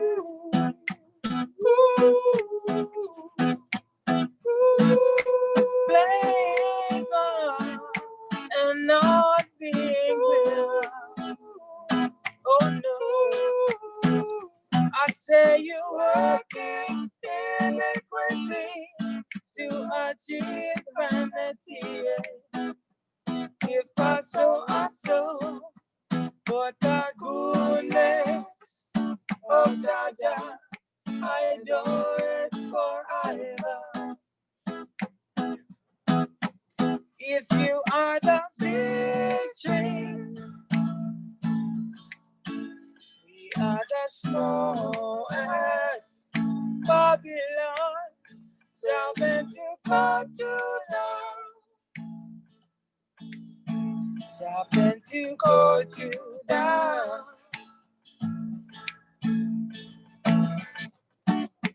These are the words of my master. Keep on telling me, oh, no weapon shall prosper. No, they can. Hey, and whosoever did not copy shall fall in, yes, fall in, yes. Whosoever did not copy shall bury it, yes, bury it. If you are the big tree, we are the small axe, sharp and ready to cut you down. Sharp and to cut you down. Babylon fall. How was that? They wanted to play. Yes. So good. Thanks so much. Appreciate you. Yeah, for thank you. for it. Appreciate you. And, So yes. where can go ahead. No, I was just gonna say we gotta get back in the studio here pretty soon. But what were we gonna say? Go ahead. Yeah. No, I was just gonna say, where can we find you online, and Okay. what are you guys working on right now that you're super stoked about? Yeah, so we're working on the album is being mixed and mastered right now. Or it might be 2 EPs, trying to figure it out. But and then after that, we're working on a mixtape right now. Real roots reggae, hip hop, R&B vibes, real open vibes. So for the mixtape, but Nice. you can check us on Instagram at THLEL81Z. Check it there. Facebook, the late ones, or just Google the late ones. And Fantastic. Thank you guys so much for joining us. Enjoy your thank you time so in the much for studio. having us. And when are you coming out to the Reggae Ranch? Because we're gonna hike together. Yo, couple weeks. I just talked to you. Yes, couple weeks. We're about to do that. Good. Yeah, San Diego. San Diego. Okay, Yeah, good. Okay, Yeah. Yeah, we're doing Perfect. that. Let's do that. Word. Awesome. Love you guys. Thank you so much for coming. Peace Hey, out. thank you for having us. Appreciate you. Yeah. Appreciate you too. Hyper Studios. Thank you so much. Appreciate you. Thank you. Yeah, Stay you safe. too. Thank you. Okay. You You too. Bye. All right, Mr. J, come on down. So Jay Readey is the founder of the Outer Belt Alliance. He is the one that made this wonderful hiking trail happen around the city of Chicago. It is 220 miles long. That's where we were supposed to be hiking currently. We were supposed to be having our little party at Kibitz Nest as we speak. We were going to do a little book reading at this wonderful bookstore and a bar. And then, yeah, it's just all good all the time. So Jay, what's going on, my man? Well, I came out here into the Outer Belt when I saw you outside when we got online an hour ago. I said, I got to be outside too. It's one of the best days of the year in Chicago. And so, I am just dying that we are not hiking and camping. I mean, it is going to be cool tonight, clear skies. It was about 75 and sunny. I was in the Forest Preserves on a bike earlier today. I spent a couple hours on the Outer Belt, and they are packed with people on the paved trails. But I hiked in here on an unpaved trail, didn't see anyone in half an hour in, and haven't heard a sound but the campfire and the wind in the trees. And I'm in a couple thousand acres, and it's amazing that you can disappear from the world around you in Cook County and Greater Chicago. So I'm out loving this space. It's one of my favorite places. I'm sitting on a log, the dog's sleeping on the ground next to me. And this is my favorite t-shirt. And it was just reminding me, I got this shirt about 2 years ago tomorrow on the last day. So this is the Chicago flag in butterflies sold by the Peggy Notebart Nature Museum, which is on the last day of the hike. It's part of the Chicago Park District. Cool. Yeah. And so we stopped on the last day of the hike coming down the lakefront trail. We stopped at the Nature Museum, and I bought this as a souvenir of our first full through hike around the Outer Belt in 2018. And that was, tomorrow would have been our last day of the hike. And that was 2 years ago. And it just, I wear it all the time hiking out here, and I just love it. So glad to be here. The late ones were fantastic. I loved hearing from Grizel. And yeah, so I'm just so privileged to be a part of the Campfire. And I actually, I said I hiked in half an hour. I think I can get out faster, but it's going to be dark in about a half an hour. So it's going to be interesting. I'm going to be the campfire with no fire and no heat and no light, but we'll see how it plays out. I didn't think through all the logistics, but that's like when you're backpacking, right? That's what happens. Yeah, absolutely. Problem solved. Yes. Well, tell me a little bit about your background, and why you started to create this. Like, what was the impetus that made you connect the dots on all these different areas that make up the Chicago Outer Belt? Yeah, thank you. So I feel like I lead a little bit of a dual life, and this is what is so interesting about the Outer Belt being accessible to us in Cook County and Lake County, but in the greater Chicago area. So I'm kind of an urban development activist. And from 2010 to 2015, I ran the Chicago Lawyers Committee for Civil Rights. So you could call me a civil rights lawyer or a community development lawyer. And this is an organization I ran in my 20s called Urban Solutions. And very much about strengthening urban neighborhoods, very much relevant to some of the questions you've asked the other guests tonight about what's going on in our cities, what's going on in race relations in America. And then I have this outdoor side of me where I have always been fed by being in the outdoors, always loved what it gives to me. But I've gotten so much deeper into that relationship over the last 5 years. And it started, I actually, when I first moved here to Chicago, it took less than a year and I joined the board of a group called the Friends of the Forest Preserves in Cook County. And I started spending a fair amount of time in the forest preserves. I love the forest preserves, totally underutilized resource, although that has gone through the roof during the pandemic, right? Public lands, free, available to the public, and totally harmonious with social distancing. The parking lots are packed so people can get out and social distance on the trails. And it's been beautiful because it's this multiracial, intergenerational crowd of people enjoying nature the way it's meant to be. And the outer belt is of a piece with that. So I started getting more and more into it in about 2015.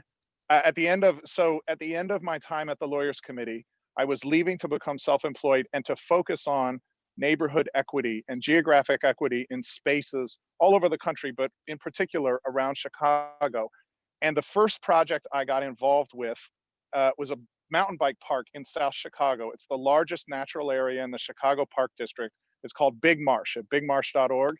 And there was this fascinating new idea of eco-recreation, getting us out in the, and obviously it's been around for hundreds of years, but Right. calling it that, and REI became a big sponsor of the Big Marsh Park.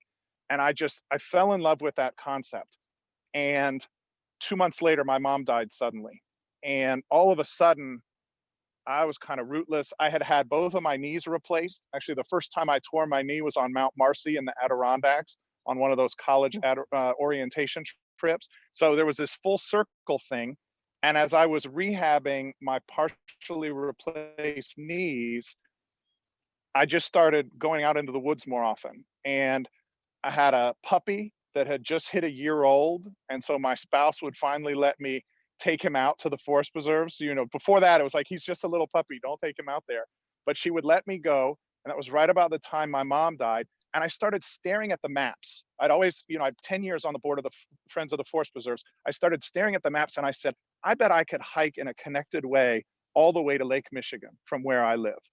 And then I looked at it in the other direction and I thought, I bet I could get over here to the Palos Preserves, which is about 25,000 acres. It's the biggest area in the Chicago area. And that connects with the I&M Canal and the Des Plaines River, where there's continuous forest preserves all the way up the Des Plaines River along the west side of Chicago, way up into Lake County. And then I found a trail. I just started buying maps and staring at maps and then getting on the internet and looking at maps. And there's a little trail in Lake County, a bike path, that the North Shore Trail that connects the Des Plaines River Trail system with the North Branch of the Chicago River. And that North Branch leads you back into the city and right over to the Lakefront Trail. And all of a sudden there it was. You could see a circle going around Chicago. I'm from Columbus, Ohio, and there's the Highway 270 is called the Outer Belt. And I knew that the DC 495 was called the Beltway. I just assumed the Outer Belt was what the highway system built circling every city. Turns out the Outer Belt is kind of a Columbus, Ohio thing. But in the history of the forest preserves in Cook County, there was this idea of an outer belt system.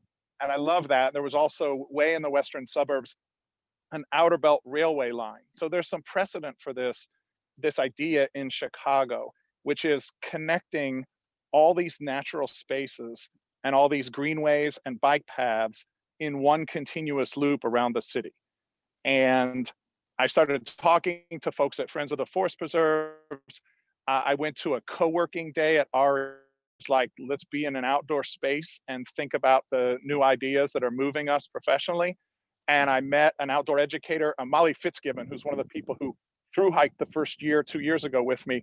I know she's watching on YouTube tonight. And so I'm really happy, Molly, that you're here with us at the campfire, because she was absolutely instrumental. She took vacation from work like 3 months ahead of time. She just said, yep, we should do this. Let's make it happen. And the fact that she put in for that vacation green-lighted the trip for a couple of other people. All of a sudden we had our crew and we had enough of a critical mass to say, we're going to do this. But that first trip was really ground truthing the concept. We had connected all the lines on the map, but no one had actually ever done it. And so you don't know until you get there whether it's possible. And I think one of the most magical things was that it worked, right? We were able to do it, and it was an incredible experience. And it's sort of in and out of neighborhoods, in and out of civilization. And when I say out, like I'm out right now. But we're also going down the lakefront trail through the south side and able to stop at a hot dog joint, which not necessarily the best thing. It wasn't exactly a healthy trip around Chicago because we're still in greater Chicago, but it was mind blowing, just the whole experience. And so Grizel and you have talked about just the life-changing nature of some of these big trips. And 220 miles isn't so big, but man, it was big enough. It was big, yeah, and it was big enough to be life-changing, and I haven't looked back, right? So I am out here in the wood. Actually, it's been the biggest life hack during the pandemic for me. I'm probably spending 2 to 3 hours a day on these trails. I've got about 25,000 acres within a 15-minute drive from my house. And so I'm just sort of hiking a third of the outer belt over and over every month. And it's been 3 months now that I've been doing this, and another 15-minute drive to get to all those extra acres in Palos. And it has saved my life and saved my mental health during the pandemic. That was going to be my next thing, because I remember you were saying like I take all my calls in the forest. That's my office now. Like I love that, and I just love how accessible it is, because that's something that interested us when we heard about the outer belt. We were like, oh, like I know that I found healing in the backcountry. I wonder if this is possible in an urban environment too. And it's nice to see some of this, like where you actually are, where you're legit in the woods. It's not just like a neighborhood park or something in the city. Yeah. But as far as accessibility goes for the community in Chicago, if you had to guess, how much of this is accessible by public transportation? And are there people that do this in like sections, or is it mostly people that thru hike it? Yeah, so there are people in sections. On Meetup, the app, there's a guy leading trips, and he's in the northern section, so I haven't made it up where he is right now. But right now, every Friday night, he takes a small group on a couple of hours, and he's section hiking the entire outer belt, and I love that. And we've encouraged other people to do it. So REI put the entire map GPS enabled on their hiking project app to encourage exactly that. And I do think it's incredibly accessible in a section hike way. And to your point, it depends on how you measure those 220 miles. But I would say about every 10 or 15 miles, there's an intersection with a major public transit asset. So the metro lines that go straight south, southwest, straight west, northwest, north, all of those Metra commuter rail lines hit the outer belt at some point. So do 3 or 4 of the CTA lines, and you can use the suburban bus system to get a whole bunch of places too. So you can't necessarily get to every section, but if you were to just take your pack and bus out to the trip and start on your way around, you could do whatever section you wanted, figure out how to get to a return route, and find your way back. And I think it's one of the next frontiers for us is developing little weekend trips in some of the most hikeable and most backwoods sections that encourage people to take the train out from the city, hike 2 or 3 days. There's camping too, which I should mention. And right now it's all closed. So here's a funny story too. Thursday night, I get an email from the Little House of Glencoe, which is this cabin in the woods in the northern suburbs. And so we're supposed to be 3 or 4 nights from the end of the trip. And Little House of Glencoe sends this email, says, sorry, this is late, but here's your code to get into the cabin. And I sent an email back, said, oh my gosh, I'm sorry, we're not there. I understand I didn't get in touch to cancel our stay, so we should pay for it. And they were very nice. They said, we understand, we'll refund you. And we obviously want to stay there when we're able to eventually make this happen. But, yeah. The pandemic has knocked me off my rocker and just totally forgot to cancel that reservation. But there's that. and there's 3 Cook County campsites along the way, and there are a couple of other smaller places. I love listening to Grizel talk about parking their van in the in the backyard of the house that her partner was rehabbing, because on our first year in 2018, I had a rehab project about 8 miles from where I am right now, and we spent a night in the side yard there, put up our tents. The Awesome. house wasn't quite finished, but yeah, so you know, you make do, and I think ultimately some version of Airbnb could enable people as they through hike the whole thing to camp in people's backyards who are, you know, receptive hosts. We got to figure out a lot of logistics there, and I'm sure there's legality, Yeah. but it's totally doable. And right now there are probably 5 places to camp around the way. And so a lot of what we did that first year was we'd hike to one place, camp there, hike the next day, and shuttle back, camp there a second night. So we did a little bit of shuttling, but that's pretty feasible too. It was not a heavy lift logistically to make it happen and work our way around the region. But back to the spirit of your question, because I've been thinking about this a lot, especially during the pandemic.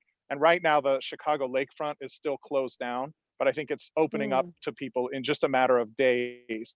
And if you count the Chicago lakefront, we got 9 million people living in the greater Chicago area. And I guess that greater Chicago area gets a couple counties out, and so a little bit more remote.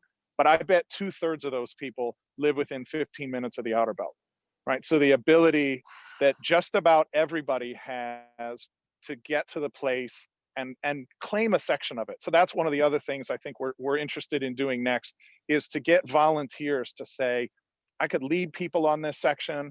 I will hike this section each year when you do your trail days on the Outer Belt. And I'm interested in helping to maintain the trail, helping to be a trail watcher for the Forest Preserve District. Totally accessible to most of greater Chicago, which is, again, to the point about public transportation, the ability to ride a bicycle to the route, all spectacular. So have you done any work as far as like the communities that the trail passes through? Have you started to contact like those different organizations or businesses or people, leaders in that area, who could essentially like be a welcome wagon? Because I know that's a big thing on like the Arizona Scenic Trail. One of our earlier guests this week, Serena, actually created the trail community program for the Arizona Scenic Trail. And like going through the PCT, like you go through all these cool little mountain towns. So like, is there a sense of camaraderie or community around the trail yet, or is that something that you're actively working toward? I think we're actively working toward it. I would not claim that it exists yet today, but in that first trip, you could see it, the way people welcomed us along the trail and in restaurants and stuff.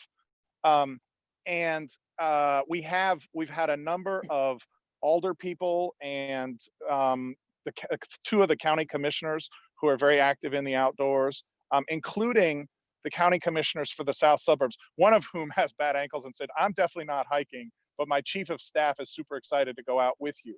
So we've had those kind of commitments, and this was going to be the year to really showcase that. One of the county commissioners on the north side of Chicago was going to have an event with tables out when we hiked through, and that obviously got canceled because of the pandemic. But I think we're right on the cusp of that. And RAI has given us a small grant to do those kind of community connections and advocacy around the trail, circling it. So it's absolutely in the vision.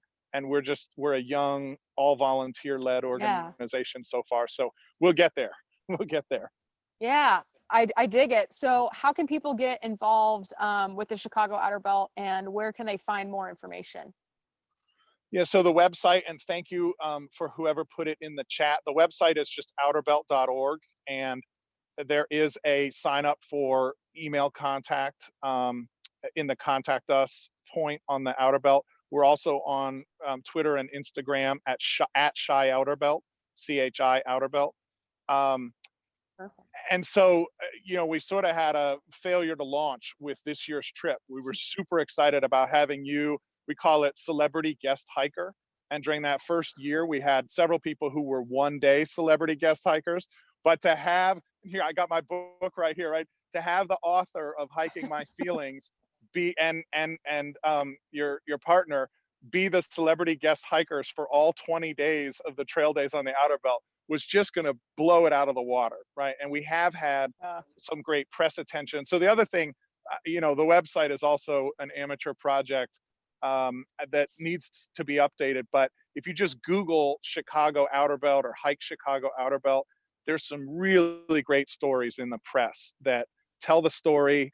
I haven't even scratched the surface about our interest in connecting with the diverse communities that the trail passes through and around. I mean, it's part of the magic is that this passes through South Side communities, Southwest Side suburbs, places that people don't think of a whole lot, and yet the natural gems of the Chicago region are in these places. And given the response we've had to the pandemic and the fact that we're safer when we're outdoors, people are ready to discover those places. And I am incredibly moved by the racial diversity of the people who are in the forest preserves right now, experiencing nature as a way to take care of our physical and mental health during the pandemic. And so I just think, now's the time to take this to the moon. Absolutely. So you said the campgrounds are still closed, lakefront's still closed. What do you think do you think we're going to get to do this year, or do you think we're going to hit like a second wave before we actually get a chance to do it again? Yeah, it's a great question. I had originally proposed to one of the other board members that we try to do it like the last 20 days of August. And he made a great point. He said, oh, it's just so hot and the mosquitoes are unbearable during that stretch. And, this is just as an interesting sidebar about what's going on here in Chicago. May this year was the heaviest rainfall on record in the history of Chicago. And big sections of the outer belt were literally underwater. I was hiking sections ankle deep in water. And the previous record for the heaviest rainfall was last year in May. And the previous record before that was the year before in May. And so if we don't need better evidence of global warming, there it is. And the mosquitoes are just going to be brutal this year because the breeding grounds have been filled with water. But having said that, September, I can tell you, June has been incredible. And the sections that were waterlogged have now drained, and they've done their job in terms of being water sinks for the region. September is going to be incredible, and it's totally going to be a question of how successfully is the world able to get back to school, I think, and to the office. But I'd like to think we'll know by September, and we could have a really good shot of doing a trail days in September. So that's my fingers are crossed on that. And I know it's getting so dark, I'm probably harder to see. Let me lift up. No, you're looking great. Yeah, you're so good. Okay, if I lift up the camera, right, I can get some of the sunset can help me be seen. Perfect. Well, the next section of our program here is our group gratitude circle. So if everybody in the Zoom chat who wants to participate, please pop on your video. And I always like to have the last guest kick us off. So Jay, let me know, what are you grateful for today? Well, I am, this is the highlight of my day. So I'm grateful for being here. I should just to do it justice. I'm also grateful for Copper. Now it's kind of dark, but here's Copper looking at the camera. Buddy. My not so anymore puppy comes out and enjoys the woods with me. But I just think the message in your book, and I loved the chapter that you read, the idea of taking the stuff out of the backpack and working through it when we're in nature. It's absolutely what my experience was after my mom died. I picked up Cheryl Strayed's book, Wild, and I knew it was about hiking the PCT, but I didn't know it was about the death of her mother. And it just brought me to powerful tears. And that's the stuff that I had to work through in the woods, unpacking my trauma pack. And I love the way you have conveyed that. So I'm thankful for your book and thankful for what you're doing. I loved the late ones, and so I'm dying to get to Reggae Ranch someday. I'm super excited for you about that and love the network that you've built. So my gratitude is for this opportunity and the chance to talk about the Outer Belt on your campfire. Yeah, well, thank you so much for being here, Jay. Stick around because this is fun. I Mary's will. got her Chicago hat on. She's like straight up just representing. What are you grateful for, Mary? Chicago. Oh, I love it. I love Chicago. I'm in San Diego now, but I grew up a few blocks off the Skokie Lagoon Trail. So, you know, when you talk about books and novels and just any kind of a story, that the place is often a character in the story. And Chicago has been a very important character in my story. So I'm feeling grateful for my time in Chicago. I'm missing it like crazy. And Jay, I also just lost my mom, and a lot of the work that I've been doing with hiking and Sydney's book and all of the curriculum that she's put together has been just processing the loss of my mom. So I was definitely tracking with you on that. And I can't wait to tell everyone in Chicago about your organization. Even when I saw that Sydney was supposed to do this hike around Chicago, I just thought that was the coolest thing, but I didn't realize what Outer Belt was. So I can't wait to share it with everyone, and I can't wait to get on that trail, and hopefully with you and a bunch of other people. Yeah. I'm excited. Awesome. Thank you. Yeah, thank you. I love that. Michelle, what are you thankful for? I'm thankful today for the ability to express myself through writing. I've written pages back and forth today as far as my testimony of everything that I've gone through in life, all the trauma. I found out that I can write it a lot better than I can speak it. So now I'm processing it. Of course, I have a long way to go, but damn, like Lifetime movie right here. For real. But yeah, that's what I'm grateful for. Fantastic. Finally coming out. Awesome. Oh God, I'm so glad to hear that. And you're going to be ahead of the game for the first week of Blaze Your Own Trail to Self-Love. So congratulations, you're psychic. Jennifer, what are you thankful for? I'm thankful that I had an opportunity to get back and see my family in New Hampshire before COVID. Because about 3 weeks ago, my younger sister was diagnosed with breast cancer, and she had a double mastectomy yesterday. So that was, and she has 3 kids under the age of 3. So it's kind of hard to not be able to go back right now and help. But she's doing okay. You know, the hardest part is over, but I'm just thankful that she's doing okay. And yeah, so. Good. We'll send some good healing energy to your sister. That's, I'm glad she's all right. Thank you. Vicki, what are you thankful for? Well, not to be outdone by Mary, when I saw that she had a Chicago hat on, I went and put my Northwestern Law shirt on. Awesome. And actually, what's that? Oh, I thought Jay said something. And Jay, of interest, we have a couple of friends in common in the Chicago law world, it turns out. I live in Denver now, and my relationship with my law degree is a whole other story. This might be a little premature, but I think I might be grateful for this connection with Jay in the long term. No pressure, Jay. Awesome. I'm all deep in civil rights law, and with connections to outdoors in Chicago, which 3 years in Chicago, and I had no idea that hiking was a thing you could do in or near Chicago. So I'm sad that we weren't connected 2012 to 2015 when I was in law school and living in Chicago. But I'm excited to meet you tonight and to hear these relatable connections. I love it. Me Yay! too. Thank you. Laura, what are you thankful for? I am thankful that my big brother was reaching out to me tonight before this call to let me know that he and his wife and my one niece are heading to Idaho for a family reunion on my sister-in-law's side. And he wanted to check and make sure that I was doing okay before he left. and check in to see if I needed anything. So I was glad he did that.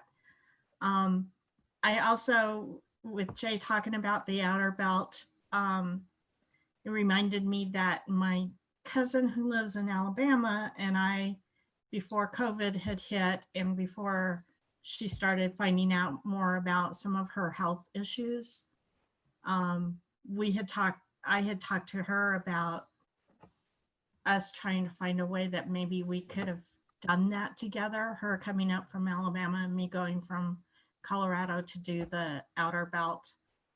Neither of us probably could have done it, but we thought about it because she lived in Arlington Heights for part of her life. So Cool. we thought We're about just gonna it. have a big hike in my feelings party. Like it's actually probably pretty awesome that we're not hiking this trail right now, because I wouldn't have met you guys, because I would have been doing completely different things. So this is awesome, and we're gonna have like this like whole caravan of hikers on this trail when it actually happens. This is so dope. And that is the cousin too that I had ordered your book. That's right. That's right. And sent it to her in Alabama. So she's thrilled that she has it, Sydney. Oh, cool. Man, this is just so neat. I'm so excited. Thank you, Laura. Jason, what are you thankful for? Hey, okay, yeah, always. I guess today I'm gonna just say it. I'm thankful for all my hobbies. I'm thankful for all the stuff that keeps my hands full. It looks like I'm in like some bathroom. It looks like I got like a meth lab going on here. Oh, there's my mom in the background. Wave hi, Mom. You're on my Zoom. Yeah. Yeah, I'll get you one too in a sec. So my hobbies keep my hands busy. Yeah, Mom, I'm on. Yeah, there's my mom. Love her. So let me show you a little something. This is awesome. I'm so happy right now. So this is the hobby that I got into, my aquarium. I put my filter on here so you did. This is my aquarium that I started shortly after my TCT hike. This eats oh my up gosh, it's beautiful. all of my time at home. So it's the source of one of my biggest stresses, because every time I come into my room, it's almost like, did my tank crash? Did my thousands of dollars of coral just die? You know, but this is one of those things that's kind of I guess it's like kind of like owning a pet, you know, in that sense, except I can come home one day and everything's just gonna crash and everything's dead and all my fish. But this tank has taught me quite a bit of patience. That is so cool. Everything's like, this one started like super small. That one started super small. No, but yeah, it's just one of those things that every day I get to come home and look at, and this is like one of those things that just kind of has helped me along. And it's like my science experiment, plus it's just the stuff that keeps my hands busy. And so, you know, among all of my other hobbies, this is the one that I get to come home to and enjoy, because, you know, sometimes we do all this stuff that in reality, who's enjoying it? Like you build stuff, or you build a structure, or people fix up their cars, and it's kind of like, who are you really trying to impress? This is for pretty much my eyes only. So yeah, that's really cool. It kind of you know, after a lot of this trauma, you start to realize that you know, why do you spend so much energy working to impress others? Or why are you doing this to create this impression, when deep down inside, you're probably just lying to yourself? You know, and I guess that's one, you know, before I start ranting on and on and on. But this is one of those things where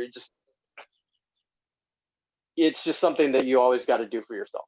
It helps you, you know, it makes me a better person, I feel. It teaches me a lot of things. Like, I can't rush this. I could not have rushed. It took since 2018, late 2018, to get it to where it's at now. And many failures and many screw-ups.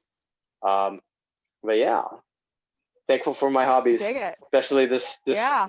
ridiculously like expensive one that sometimes makes me cry. But